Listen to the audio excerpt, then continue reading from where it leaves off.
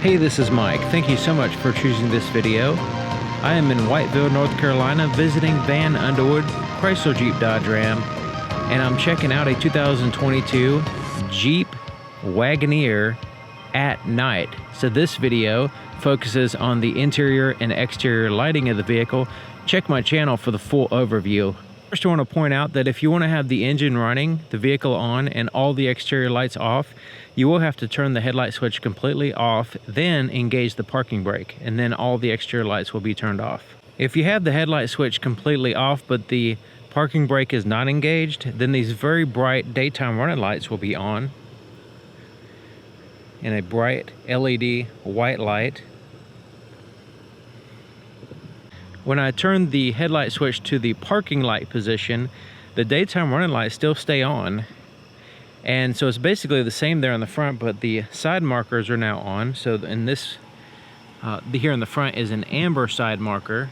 And the tail lights are now on, and they wrap around the side of the vehicle to act as a side marker as well. And they're a nice deep red color.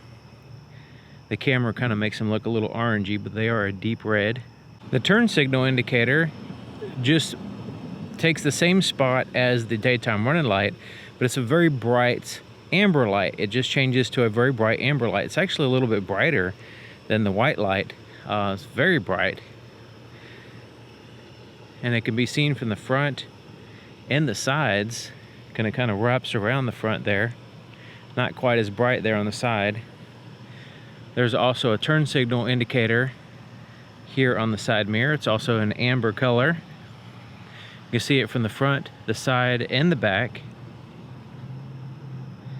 And then here's the tail light turn signal indicator, and it is a bright, very bright, like blinding me bright, red in color.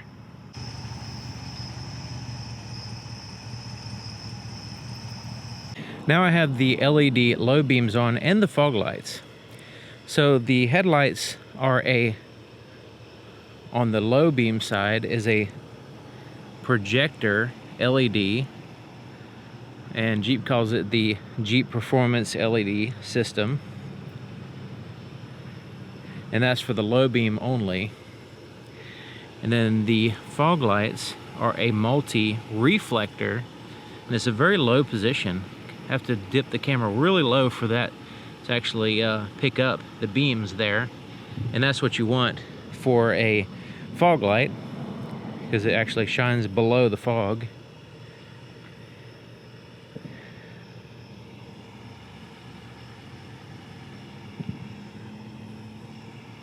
There's a clear cutoff there for the low beams. So I'm going to show you what it looks like going down the road, but there's the low beams and there's the high beams. When we put the high beams on, the fog lights turn off, and you can see hopefully see the difference there.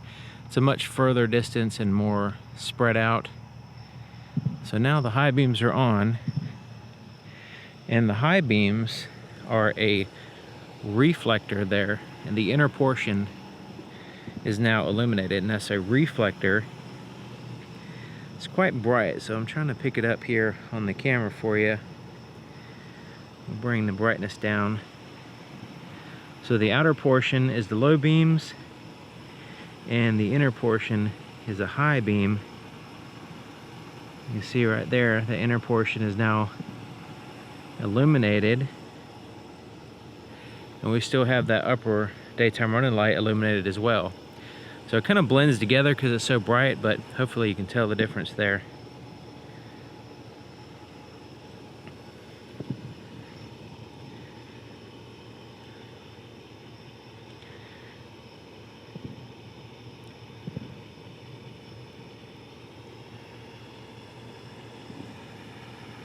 Taking a look at the cargo area. Now we do have some lights coming in from the parking lot over here. So it's not super dark on this side of the vehicle, but most of this light in this cargo area is the actual lights of the vehicle. So there's two lights here on the underside of the lift gate, the power lift gate here. I'm gonna turn the brightness up so you can see what I'm talking about. And then there's two lights here underneath here in the roof line, which is shining all in this cargo area. Now the ones under the lift gate are also illuminating the ground as well. So it gives you an over the shoulder light on both sides. It gives you top down lights coming from directly over the cargo area, and it fills in the entire space. Really, really good. There's also some backlit buttons here for folding the seats down. But in general, I think this is really good. This button here for lowering the power lift gate is not illuminated, but you can see it fine with all these lights here. There is a WAGONEER badging illuminated, projected here from the side mirror onto the ground, which is really neat. The inside of the back door, it does have a puddle light right under here. You can see, and it's illuminating the ground. It looks like an LED. Yeah, it's an LED light, nice and bright, illuminating the ground, so we can see what we're stepping on. There's also a light here in this pocket area. Backlit buttons for your controls. Floorboards are illuminated here in the back, and then there's lights right above each side of the sunroof. There's a light there shining down. So even though we have black interior, we can actually see pretty decent in here, considering the angle of the light, the brightness of it, but it's not like overly done. I wouldn't say. It seems to be filling in pretty good. Not a lot of shadows. Where the shadows would be, like the floorboard, they add a light there, so that's really nice. The third row also has those lights there on either side. Kind of like, they look like little pinpoint lights, but they put out a lot of, kind of spread out quite a bit. And even in the back, in the third row seat, it illuminates the seats quite well, even though we're dealing with a black interior, which is hard to film. But it even gets some light on the floor, and there's some backlit buttons, or backlit ports there. There's buttons as well as charge ports, both on that side and on this side, and it's backlit illuminated, so you can find them. So that's nice to have that in the third row. There's also on both sides these buttons here for folding the seats down. Those are illuminated as well. The button for folding the seat down right here is also backlit illuminated on the seat, which is nice, because that's a very key button to find. If you need to move the seat out of the way to access the third row, that's very important to find that. So it's good that that's illuminated.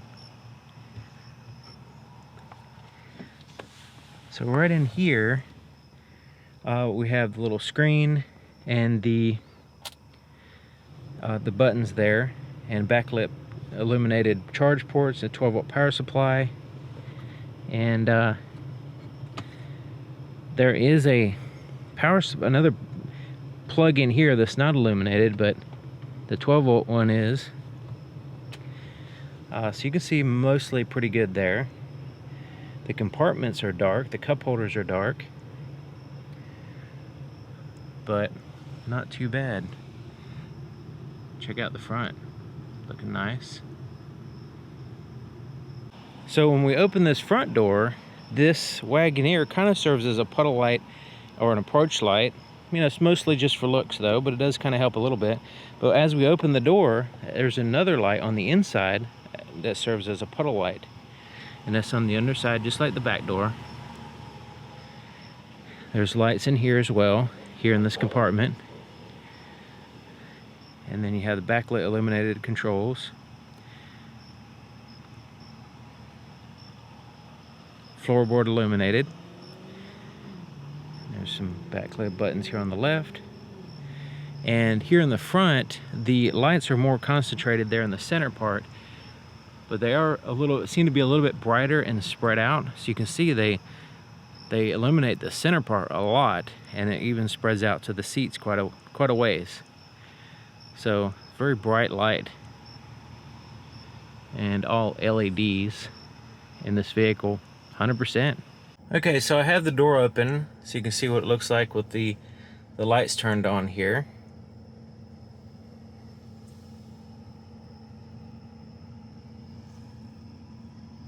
So let's go ahead and shut the door. And now interior lights fade away, so we can see what we're left with. Now the floorboards are less illuminated now. They're a little bit less bright. And the steering wheel has illuminated buttons, basically completely. There's the gauges. The gauges are basically a big digital screen, so it's all illuminated properly. And you can adjust the brightness of everything. So there's a center screen. I can use a scroll wheel and adjust there's the lowest setting. There's the highest setting, which is a little bit too bright, especially from the screen. So I'll bring it down a little bit. Has a little accent lighting right in here. And then here under there has some accent lighting.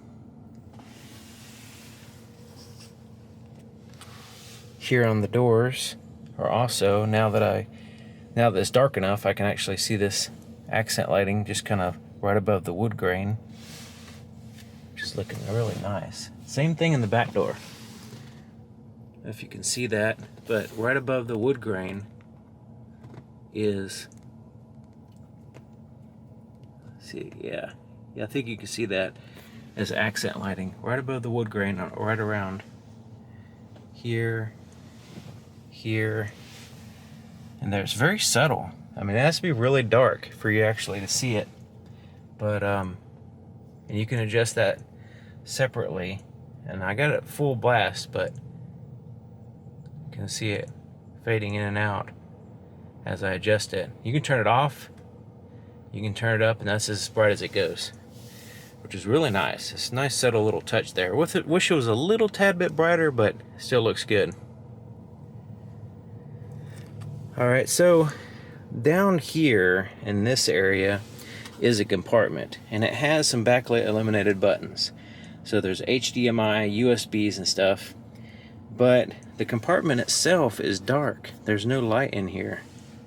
So let me turn on the interior lights, and even with the interior lights on, still doesn't cast any light in this compartment. You can see these controls here, but this compartment is pretty much dark. You can see my hand just kind of fade away there. It's just dark. Glove compartment has a light in it. That's nice.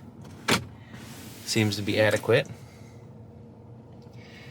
All right, so another area that's dark is this area here. I'm gonna turn the lights off.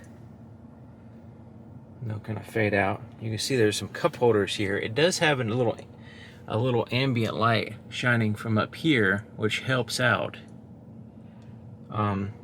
But pretty much dark. There's no illuminated cup holders, which is interesting. And then the center console has some backlit illuminated connections, but the actual compartment is dark. And the safe compartment here, which you might have seen in the main video there, this has backlit buttons, but when you open it, let's go ahead and turn the light out. It kind of fades away. And then there is a light on the inside, so that's nice. So I'm glad they did that, because there's quite a bit of compartments here that are dark, and I'm kind of surprised.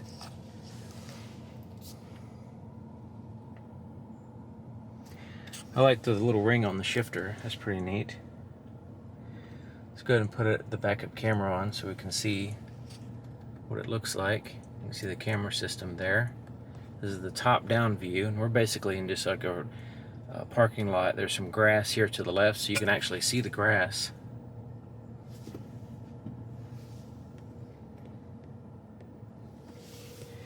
Heads-up display is looking nice and sharp. You can see that. So there's buttons up here that are illuminated. The HomeLink garage door opener controls are illuminated. The visors have nice bright, pretty bright LED lights. So here's what the headlights look like, the headlight pattern. So this is the low beam. So you can see it's a clear cutoff. Now there is a lower portion on the left side to avoid blinding oncoming traffic. So it's a little bit lower on the opposing lane side. And it actually seems to work really well. So let's go ahead and turn the high beams on. So you can see the high beams are in addition to the low beams, and they are primarily there in the center. And it's kind of like, you can see like this swell there in the center that pushes that light in a higher position, but kind of, even though it's a reflector, it projects the light pretty far down the road. And since it's focused primarily on the center, and then it maintains the light from the low beams everywhere else. So it just kind of adds that additional light down the center.